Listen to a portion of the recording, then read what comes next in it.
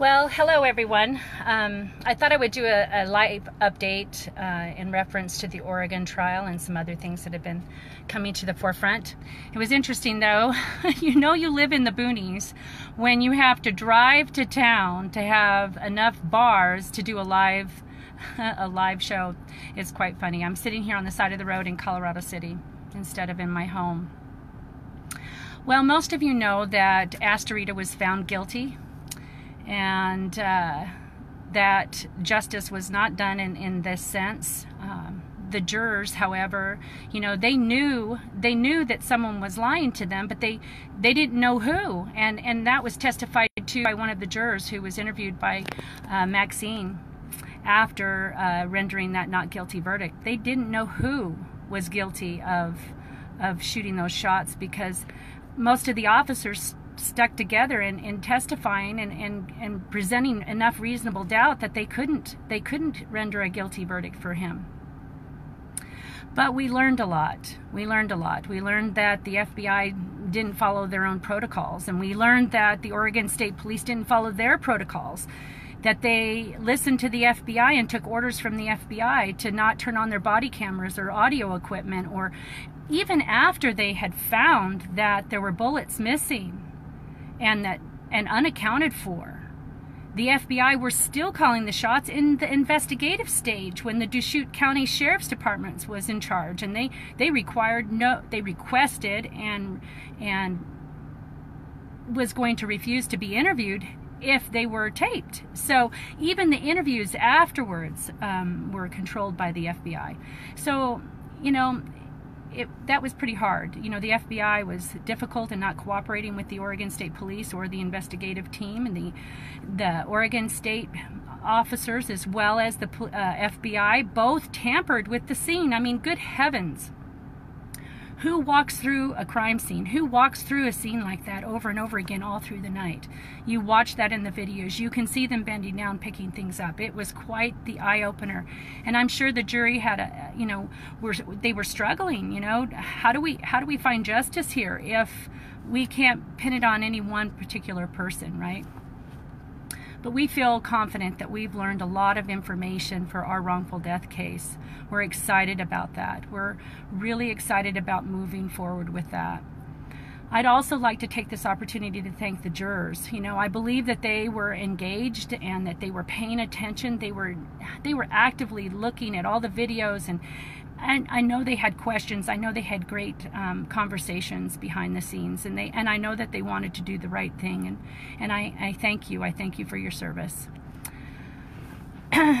We will be moving forward with our wrongful death, and we're grateful for this opportunity, and we're grateful for the information that came forward, and we feel pretty strong about our position in this wrongful death case, and I think even the outcome of this trial has helped us indeed.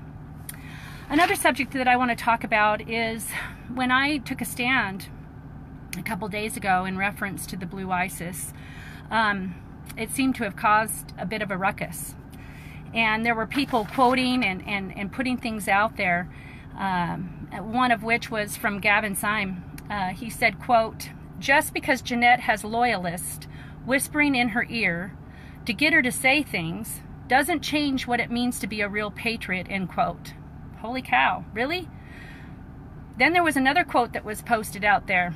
Quote, "They are completely changing who Lavoie was from the public's perspective. I never met him. I know he was being watered down into something he wasn't. Like a man who was soft and timid and warm to anyone and would never offend someone with harsh truth. Maybe it's the lawsuit that's driving this need to rewrite history," end quote. Whoa, really? Really? Well, let me also quote Angie Bundy. Quote, "Our family speaks for ourselves. No one speaks for us," end quote. Well, that goes for the Finicums as well. No one speaks for me, and no one speaks for my family. No one is whispering in my ear or swaying me to one side or the other. I think I would know the man that I lived with for 25 years better than anyone else. Gavin, this is me speaking my mind. This is me standing up for myself. This is me standing up for my family. And this is me standing up for the man that we knew to be a kind, loving man who would have never stood for hate. Never. He would have never stood for hate. Traveling across this country for 2.5 years, I've stood up against the media machine that label lynched my husband Lavoy and all of you other patriots that stood up at Malheur. I've refused to allow them to define who my husband was or hijack him for what they wanted to do and for what he was standing for. The same thing stands now. I will not allow any hate group, whether it be the Blue ISIS group trying to use Lavoy as their poster boy, or any government agency and its cohorts in the media. I am going to stand and defend who my husband was and what he was standing for. I will not sit by silently, not saying anything. Lavoy, he was a man of many things. No individual is just one thing, right? My husband was a man of integrity. He was a man of principle. He had enormous courage. He was a man of knowledge, of hard work. He was kind. He was loving. He was soft when he needed to be. That's what made him so unique and so lovable.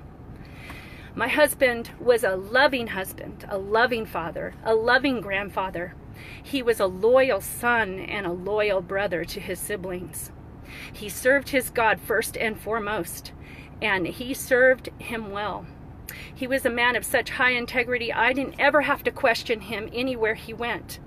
He loved his God, he served him, he served in his church, he served in his community, he served the people. Everywhere we lived, he was the same. He was steadfast. He was kind and loving and someone that you would want to look up to and emulate. You know, the boys that we had in our home over those 18 years, those many, many young men, he was the perfect one for them to emulate. So I beg to differ with the people who think that I am just watering him down. He was well-rounded and he was the best man I knew and will ever know. Our family stands up against cop hate speech. We stand up against cop hating acts, and we do not support any cop killing rhetoric. We don't want to be a part of anything like that. I have a hard battle in front of me, and there are individuals I need to hold accountable for the things that they did to my husband, killing him. But it is a bigger thing than just any one person. It's a systemic problem. And I don't believe that all cops are bad. I believe that because it is such a bigger problem, we have a lack of education. We have a lack of understanding of the Constitution and our responsibility to hold it up. It isn't just them, it is our responsibility. For decades, we have been uneducated. I know I have been. I know my husband felt that way. He was studying and studying and studying. Because we've been complacent and lazy and distracted, we have done nothing to secure our rights. Or we've done very little. And the opposing forces have been so successful at, arming our police forces with great tax, and they're standing ready to stand against us. What we see now in America is the outcome of many, many different things and many, many different reasons. Grabbing our pitchforks and going after all the cops is not the answer. Let's not be part of the problem. Let's be part of the solution. Let's educate like Chris Ann Hall, Brian Hyde, Mark Herr with Center for Self-Governance, Ben McClintock with Defending Utah, Trent Luce, Loving Liberty, and that's just to name a few. That's just to name a few of some really great patriots out there trying to do the best that they can to re-educate us because we need it. I believe that most people are good. I have traveled this country. I have traveled for 2 years meeting wonderful, wonderful patriots across this country, and they are not filled with hate. They're filled with love and determination to do something to turn this tide around, to turn it back to what the founders had envisioned for this country. And we are the ones responsible to do that. If the cops are out of line, it's our responsibility to do something about putting them back into line responsibly. Responsibly, people. I understand that if my position is a position in which you can't support, I understand. And if you can't follow me any longer, I understand that also. And I support you in your right to choose. And that is such a great right that we have here in this country. I would hope that my statement today would not continue to cause any more havoc. I don't want that. I don't want to see the separation of our groups. I don't want to see that, but I feel it's important for me to have my own voice and that it be heard as well.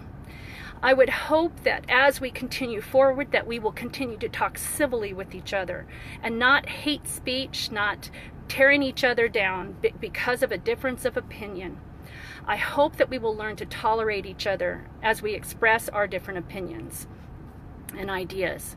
I love you guys. I love you all. I am so grateful for the support that you have offered me and my family, and I'm grateful for you. I'm grateful for the many, many friends that I have met across this country.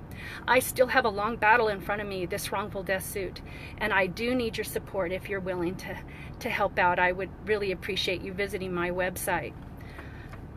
Enough of all of that. I'm grateful to be home and that the trial is over, because my youngest daughter is getting married and I'm excited for her. I soon will be an empty nester. We have a lot of wedding plans to get ready before next Saturday, and I hope I see many of you there. I'm excited for her. I'm excited for her new journey, and so God bless you. Thank you again for listening to me, and let's act responsibly, and remember that we all have difference of opinions and we all have the right to them. And again, Lavoie was the best man I knew, and I'm grateful that I am his wife and that I will be with him again. God bless.